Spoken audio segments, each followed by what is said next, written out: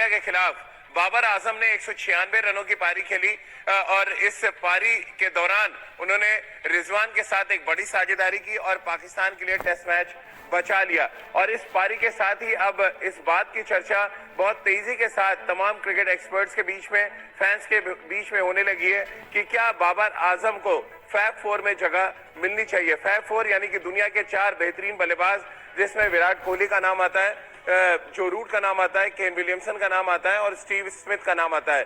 अब अगर fab four में बाबर आजम की एंट्री होती है तो कौन सा खिलाड़ी बाहर जाएगा, आज इस मुद्दे पे बातचीत करेंगे। और साथ ही आपको बताएंगे कि पिछले 2 सालों में बाबर आजम ने क्रिकेट के तीनों फॉर्मेट में सबसे ज्यादा रन बनाए हैं। अगर हम टेस्ट क्रिकेट के लिहाज से देखें तो बहुत लंबे अरसे के बाद उन्होंने ऑस्ट्रेलिया के खिलाफ शतक जरूर लगाया और शतक लगाने के साथ ही विराट कोहली की जगह पर उनको फैब फोर में शामिल किए जाने की जो दावा है उसको और वो मजबूत करते हुए नजर आए। अब इन सभी मुद्दों पे आगे डिटेल में बातचीत करें अपने क्रिकेट एक्सपर्ट्स के साथ। पाकिस्तान में बहुत ज्यादा चर्चा है बाबर आजम की बल्लेबाजी को लेकर और जिस तरह से उन्होंने ऑस्ट्रेलिया जैसी मजबूत टीम के खिलाफ, खतरनाक गेंदबाजी के खिलाफ 600 से ज्यादा मिनट क्रीज पर खड़े रहकर 196 रन बनाए, उससे अब इस बात की चर्चा एक बार फिर गर्म हो गई है कि फैब फोर की लड़ाई में बाबर आजम की एंट्री होनी चाहिए। अब हमारे क्रिकेट एक्सपर्ट्स क्या कह रहे हैं ये हम जान लेते हैं। सबा करीम और राजकुमार शर्मा जी हमारे साथ इस समय जुड़ रहे हैं। सबा भाई, 196 रनों की पारी, 600 मिनट से ज्यादा क्रीज पर खड़े रहे, 400 से ज्यादा गेंदें उन्होंने खेली और पिछले 2 साल में यानी जनवरी 2020 से और अभी 2022 तक में सबसे ज्यादा रन बाबर आजम ने बनाए हैं। जो हम फैब फोर के अलावा अगर हम 5वें बल्लेबाज की बात करें, क्या अब वक्त आ गया कि हम फैब फोर बल्लेबाजों में बाबर आजम को शुमार करें? देखिए राजीव, ये जो पारी रही है वो एक तरह से अद्भुत पारी थी और उस वजह से भी ज्यादा महत्वपूर्ण थी क्योंकि पहली पारी में पाकिस्तान जो है सिर्फ 148 रन पर पूरी टीम ऑल आउट हो गई और यहाँ पर मैच बचाने की कोशिश कर रहे थे कि मैच वो जीत भी सकते थे अगर उनके पास समय रहता। तो इस लिहाज से मुझे लगता है बहुत बड़ी पारी रही है। मुझे अभी भी लगता है कि चैलेंजिंग कंडीशंस जब रहेंगे बाबर आजम के साथ, जब पाकिस्तान सेना कंट्रीज में ट्रैवल करने वाला है, England, Australia, south Africa, New Zealand, वहां पर जो उनका ट्रैक रिकॉर्ड रहा है खास करके सिर्फ टेस्ट मैचेस में, वो उतना ज्यादा उतना बड़ा नहीं जितना कि उनका सब कॉन्टिनेंट में रहा है। इसीलिए मुझे लगता है कि फैब फोर में एंट्री जरूर हो सकती है, पर एक बार ये सब देशों में जाकर वो कंसिस्टेंटली रन बनाना शुरू कर दे। पर अदरवाइज अगर हम देखेंगे तो पूरा तकनीकी रूप से बहुत ज्यादा साउंड है, शानदार प्लेयर है, मैच विनर है, रिस्पॉन्सिबिलिटी के साथ वो बैटिंग करते हैं। पर मैं कुछ देर तक और इंतजार करूंगा तब मुझे लगता है उनकी एंट्री और ज्यादा आसानी से हो सकती है फैब फोर में। तो चलिए, सबा भाई ने तो संकेत दे दिए हैं कि उनकी एंट्री होनी चाहिए और एंट्री हो भी सकती है। राजकुमार सर, लेकिन एंट्री होगी तो कौन सा ऐसा बैट्समैन है जो आपको बाहर जाता नजर आ रहा है? एवरेज के हिसाब से जाएं तो विराट का सबसे कम औसत है फैब फोर में पिछले 2 सालों में। रनों के लिहाज से जाएं तो केन विलियमसन ने बहुत कम रन बनाए हैं। ऑल फॉर्मेट की हम बात कर रहे हैं यहाँ पे, या स्टीव स्मिथ की बात कर लें। और फैब फोर में ज्यादातर बल्लेबाज हैं जो 2-2.5 साल से कम शतक नहीं लगा पाए इंटरनेशनल क्रिकेट में। अगर आप जो रूट के अकेला बल्लेबाज है जिनको छोड़ दें, कैसे आप देखते हैं और किसकी जगह एंट्री होगी अगर आपको लगता है होनी चाहिए तो?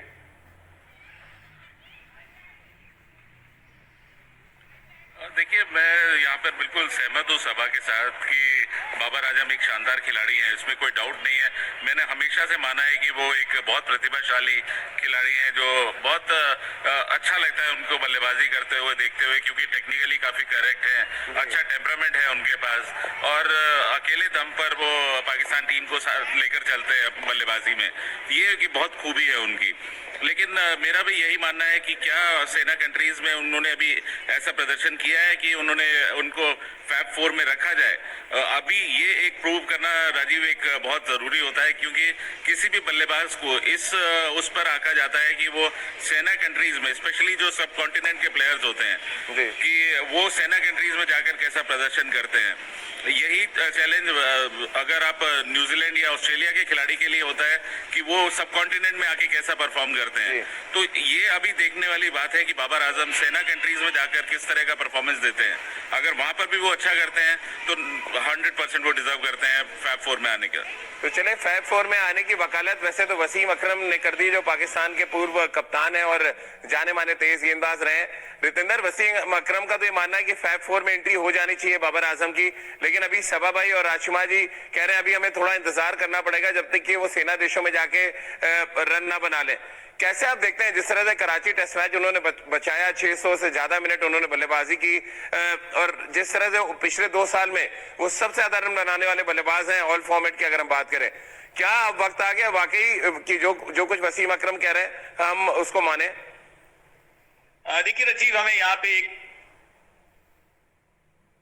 ताबड़तोड़ खिलाड़ी हैं, one of the best in the world हैं अगर हम कंसिस्टेंसी की बात करते हैं। लेकिन यहाँ पे मैं साबा और राजकुमार जी से बिल्कुल सहमत हूँ। देखिए, सेना कंट्रीज जहाँ पे विपरीत परिस्थितियां हैं वहां पे जाके रन्स बनाना आपको एक अलग आइडेंटिफिकेशन देता है, आपके फोर्टे को डिफाइन करता है। और अगर हम चैंपियन प्लेयर्स की बात करते हैं, उन्होंने ऑस्ट्रेलिया, साउथ अफ्रीका में जाके रन्स बनाए हैं जहाँ पे कंडीशन बिल्कुल विपरीत थी, वहां जाके सेंचुरीज जड़ी हैं। तो जी हाँ, बाबर आजम के पास बहुत जबरदस्त टैलेंट है, अच्छे प्लेयर हैं, तो मुझे लगता है ये जरूर बाहर की कंट्रीज में जाके रन्स बनाएंगे। लेकिन हमें अभी थोड़ा इंतजार करना होगा, क्योंकि अगर आप इनको फैब 4 में जगह देने चाहते हैं तो थोड़ी देर बाद, unless he get big runs in Australia, south Africa. अब सबा भाई, अगर आप बार बार सेना देशों की बात कर रहे थे, अभी मेरे कान में आवाज भी आई कि 50 का औसत है उनका सेना देशों में ऑल फॉर्मेट जब वो खेले हैं, अगर न्यूजीलैंड को खाली छोड़ दें। अब ऐसे में आप क्या कहेंगे फिर? देखिए राजीव, आप मल्टी फॉर्मेट की बात कर रहे हैं, मल्टी फॉर्मेट अलग होता है। यहाँ पर जो हम फैब 4 की बात कर रहे हैं, अगर हम मल्टी फॉर्मेट की बात करें तो उसमें तो ना स्टीव स्मिथ की जगह है, ना जो रूट की जगह है, ना केन विलियमसन की जगह है। फैब 4 की जो बात हो रही है वो सिर्फ red ball cricket, test cricket की बात हो रही है। और मैं टॉप लेवल जो क्वालिटी क्रिकेट होती है वो टेस्ट क्रिकेट है। फैब 4 की अगर हम बात कर रहे हैं तो सिर्फ अगर हम टेस्ट क्रिकेट की भी मान लें तो सबा भाई फिर तो आपको हटाना पड़ेगा विराट कोहली को फैब 4 से। 2.5 साल से एक भी शतक नहीं है, 35 का एवरेज आ गया उनका।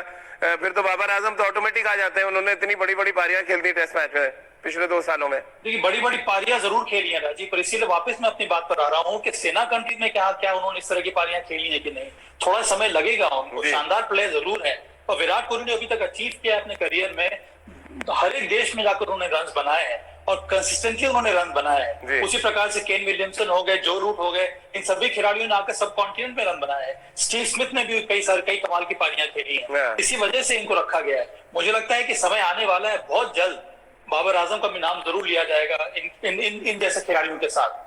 बिल्कुल। और स्टीव स्मिथ की बात करें, जो रूट अभी वेस्टइंडीज के खिलाफ शतक लगा चुके हैं रितेंद्र, तो ऑटोमेटिक रितेंद्र, अगर हम जो रूट की बात कर लें या जिस तरह की बैटिंग स्टीव स्मिथ इन दिनों कर रहे हैं उनकी हम बात कर लें, अगर इन 4 खिलाड़ियों में 5वां नाम बाबर आजम आ रहा है, तो क्या रोहित शर्मा को भी आप आने वाले समय में देख रहे हैं फैब 4 में आते हुए रितेंद्र?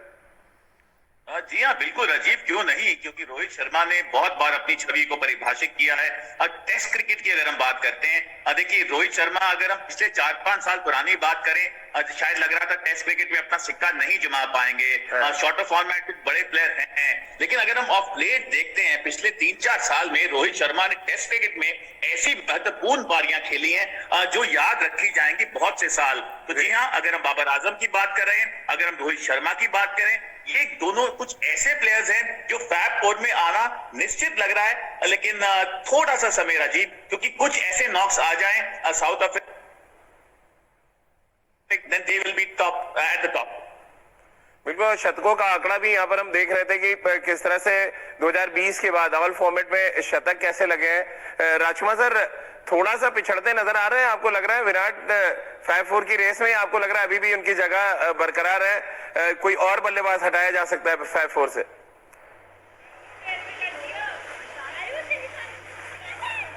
राजीव, मैं एक तो कंपैरिजन नहीं करना चाहता हूँ और स्पेशली विराट के लिए नहीं बोलना चाहूंगा, क्योंकि ये लगेगा कि मैं बायस्ड होकर बोल रहा हूँ। लेकिन उनके स्टैट्स बताते हैं कि उन्होंने क्या किया है आज तक। तो ये मतलब पूर्व क्रिकेटर्स और बाकी लोगों को डिसाइड करने दीजिए कि कौन फैब 4 में आता है। बिल्कुल सबा भाई, लेकिन आपको क्या लग रहा है, अगर फैब 4 में बाबर आजम की एंट्री होती है तो कौन सा बल्लेबाज है रिसेंट फॉर्म के आधार पे जो बाहर जा सकता है?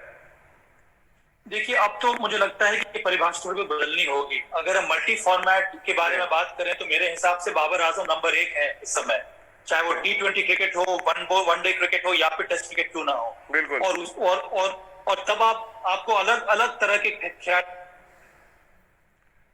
माना चाहिए कि व्हाइट बॉल क्रिकेट और रेड बॉल क्रिकेट दोनों में, अगर आप टेस्ट क्रिकेट की बात कर रहे हैं तो मुझे लगता है कि मेरे ख्याल में स्टीव स्मिथ का प्रदर्शन उतना नजर नहीं आ रहा है, और वो उनके जगह पर अगर एंट्री होती भी है तो फिर बाबर आजम आ सकते हैं। पर मल्टी फॉर्मेट में अगर देखा जाए तो मेरे हिसाब से नंबर 1 खिलाड़ी इस समय बाबर आजम है, जितनी कंसिस्टेंसी के साथ उन्होंने रन बनाए हैं तीनों फॉर्मेट में। चलिए, फैब 4 की लड़ाई को अगर फैब 5 में कन्वर्ट कर दे तो पांचवा बल्लेबाज रितेंद्र आपके लिए बाबर आजम होंगे या रोहित शर्मा को आप वहां पे लाना चाहेंगे? राजीव, ये तो आपने बहुत बड़ी दुविधा में डाल दिया है। ये सवाल आपको साबा से पूछना चाहिए था, वो बेहतर जवाब देते। लेकिन अगर आपने पूछ लिया है तो मेरे लिए रोहित शर्मा, क्योंकि देखिए वो जो उनका इम्पैक्ट है बहुत जबरदस्त है राजीव। अल्टीमेट मैच विनर है। बाबर आजम भी बिल्कुल पास में है, लेकिन if given an option I will go for Rohit Sharma. और जिस तरह उन्होंने कप्तानी की है, जिस तरह अब तैयारी हो रही है भारतीय टीम की आने वाले ICC इवेंट्स की,